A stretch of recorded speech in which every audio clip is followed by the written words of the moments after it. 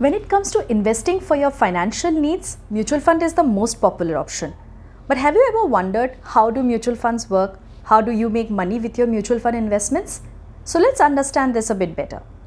Mutual fund schemes collect money from investors like you and me, and all the money pooled together is then used to buy securities, equity shares, corporate bonds, government bonds, gold, or maybe a mix of different assets based on the investment objective of the fund. A certain percentage of the fund is also kept in cash in order to meet any redemption requirements. The fund manager of the scheme, along with his team, does research around these securities based on which your money gets invested.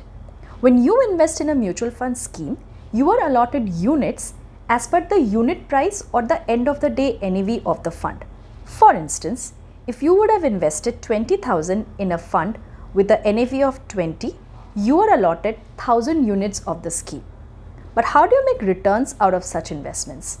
So mutual funds give you returns in two ways: capital gains and dividends. Based on market earnings, sometimes the underlying securities pay dividends. If you have opted for a dividend payout option, you may earn such amount. When the value of the underlying securities appreciates, that in turn increases the unit price of the fund. And when you sell the fund, you earn profits. But do remember, the price of different asset classes like equities, bond, gold, etc. do fluctuate with time, and at times the NAVs may fall as well. A mutual fund investor gets the maximum advantage through the power of compounding when they stay invested for a longer duration of time, as the returns that get generated either through capital gains or dividends may get reinvested to earn additional profits and may lead to more wealth generation. That is how you earn better returns when you stay invested for a longer duration of time.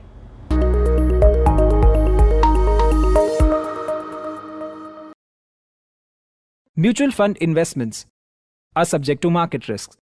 Read all scheme-related documents carefully.